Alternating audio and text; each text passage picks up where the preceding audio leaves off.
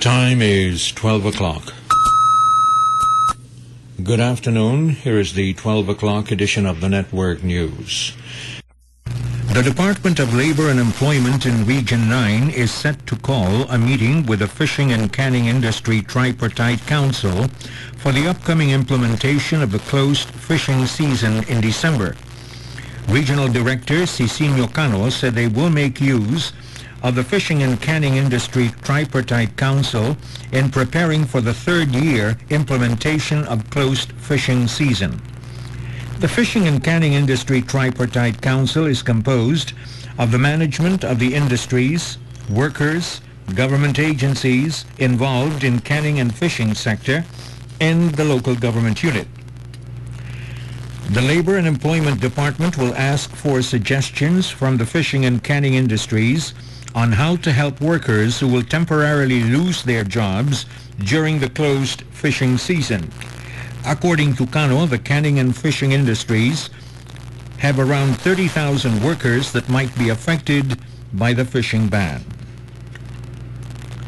Interior and Local Government Secretary Manuel Rojas has admitted that suspected mastermind of the multi-billion peso barrel scam, Janet Napoles, is being given a special treatment, but not a VIP treatment. Alvin Baltazar reports. Ross emphasized that special treatment is very much different from VIP treatment, which is contrary to what is being interpreted. Ross explains that the special treatment to Napoles is being given due to the pork barrel scam mastermind suspect's role in order for her to identify other personalities involved in the multi-billion peso anomaly.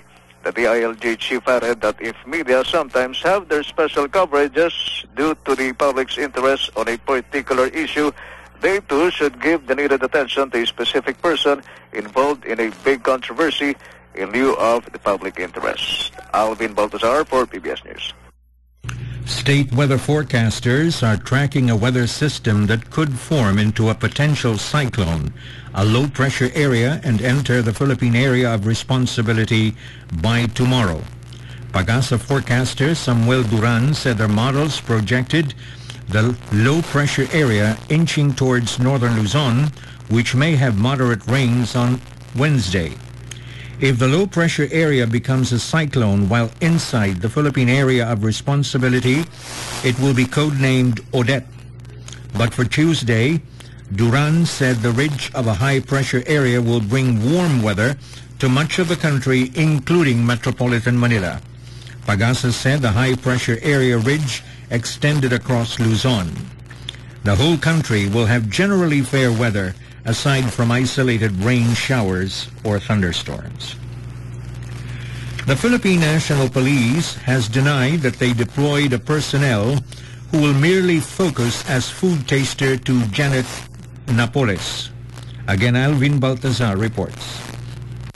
This was the clarification made by PNP spokesman Senior Superintendent Ruben Teodoro Sindap in the wake of reports that they posted a personnel to exclusively monitor the food being served to Napoles. Sindap affirmed that there is indeed a screen taste on Napoles food, which is being performed by one of the two female detailed police personnel on the alleged mastermind of the pork barrel scam. The cook would be the first one who will do the tasting, while one of the two female personnel will do the final tasting. Alvin Baltazar for PBS News.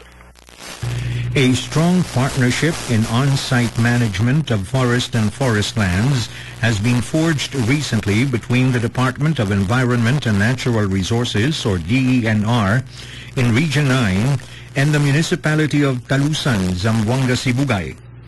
Regional Executive Director Arle Adorable and Talusan Mayor Orlando Ramizo signed a Memorandum of Agreement for the implementation of the Forest Land Use Planning, or FLUP. The FLUP provides local government units, the DENR, and other stakeholders direct participation on how to effectively manage forest and forest lands within their area of responsibility. It harmonizes management of protected areas, ancestral lands, and other forest and forest land areas so that they complement downstream uses. Janet Napoles, on her second day at Fort Santo Domingo in Santa Rosa, Laguna, again suffered from hypertension early this morning. More from Alvin Baltazar.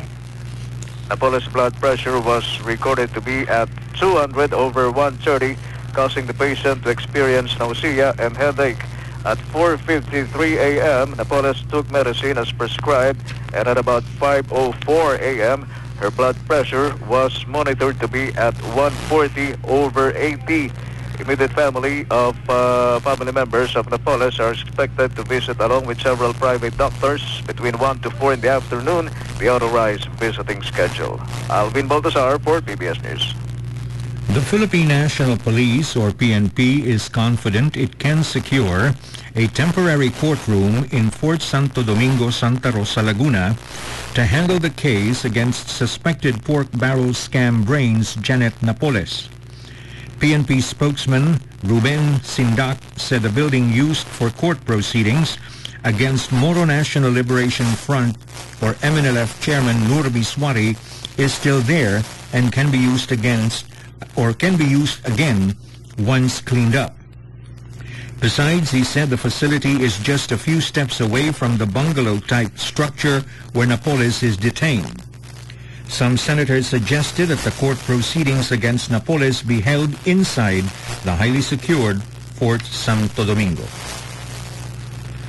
The Power Sector Assets and Liabilities Management Corporation has finally issued the Certificate of Effectivity to South Korea Water Resources Corporation for the privatization of the 218-megawatt Angat hydropower facility. Albert Sebastian reports. K-Water has agreed to pay the Philippine government its purchase offer of $440.88 million in full. K-Water will have at least a month from the COE issuance to fulfill its payment commitments, which will then lead to the turnover of the Angat facility. Energy Secretary Carlos Jerko Petilla met with executives of K-Water in Seoul, South Korea last June, where he gave an ultimatum to K-Water to accept without conditions the Angat contract. After the takeover of the Angat asset, K-Water will be pursuing the much-needed rehabilitation for the facility, which can generate much-needed power of at least 246 megawatts. This is Albert Sebastian reporting for PBS News. At least 32 people were injured in separate bus accidents in Makati and at the Skyway in southern metropolitan Manila. Some 21 people were injured after a passenger bus they were riding crashed along the elevated section of the Skyway in southern metropolitan Manila. The accident involved a bus heading towards Cubao in Quezon City from Laguna. Initial investigation showed the Green Star bus crashed into a cement barrier near the toll plaza. The driver claimed the bus brakes failed. Senator Grace Llamanzares is seeking a comprehensive review of the Philippine National Police, or PNP's Patrol 117 emergency hotline in an effort to deter crimes and respond to criminal acts immediately. Jojo Ismail reports. PO stressed the need to strengthen Patrol 117 and its centralization so that concerns will be routed to the proper precincts. In a latest audit report, the hotline, a national emergency number managed by the DILG, where local governments receive concerns, is working in only 6 regions of the proposed 16 regional call centers. PO cited a report by the Commission on Audit in 2009, wherein only 8 of the 16 regional call centers were functional, with 568.1 million pesos and taxpayers' money being wasted. Putting up Patrol 117 cost the government 1.26 billion pesos. The project was completed in 2003, while the full network consisting of 16 call centers was rolled out in 2007. The nearby Head Senator said the centralized emergency patrol hotline is important in the light of the Philippines being a leading business process outsourcing destination. For PBS News, George Ismael, the Senate. 2 major dams in northern Luzon still kept their gates open today amid forecasts of improving weather due to the ridge of a high-pressure area.